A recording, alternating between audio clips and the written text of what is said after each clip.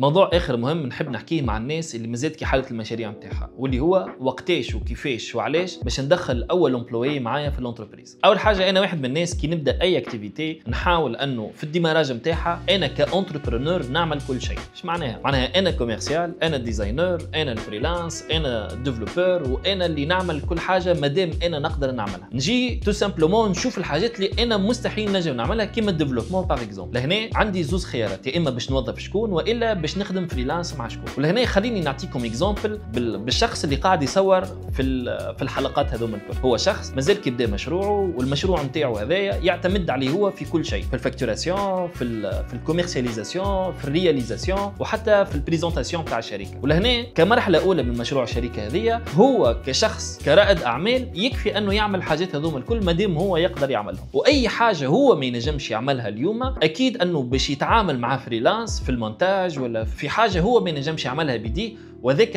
على خاطر يحب يقلل ليكو ماكسيموم ويزيد في الربح نتاعو، وهذايا من حق. ولكن الشركات ما تنجمش تعيش هكا. اذا كان انت اليوم تحب تبني مشروع صحيح وعلى قاعده صحيحه، انا الترجمه الوحيده عندي في بناء المشروع هذا هو انه المشروع يبدا يخدم ويصور في الفلوس بغض النظر انت وين موجود في اما بلاصه ولا شنو قاعد تعمل فيه. وهذايا ما تنجم توصل له كان ما تبني ايكيب كامله، كل ايكيب تكون مسؤوله على بارتي معينه من الاكتيفيتي هذه. خلينا نرجعوا للاكزامبل نتاعنا. انا اليوم وحدي قاعد نصور، قاعد نبيع، قاعد ننتج، قاعد نمنتج، نسكر في الحسابات مع الكونتابلي من غير ما نستحق حتى واحد. اللحظه اللي نحس فيها انه الدوموند ولات اكثر من القدره نتاعي في انه نوفر السيرفيس هذايا، لهنا يلزمني نبدا نخمم في اول امبلوي. والامبلوي هذايا يلزم يعوض تاش ولا زوز ولا ثلاثه على القليله من اللي تاش اللي انا كنت نعملهم وحدي. ولهنا يلزمني نركز على اكثر حاجه انا نمتريزيها في المشروع نتاعي. اذا كان انا مثلا كيما الاكزامبل اللي خذيناه المصور نتاع الحلقه هذيا، فما نتصورش باش نمشي ريكريتي مصور اخر خاطر باش يكلفني برشا فلوس ولا باش يكون عنده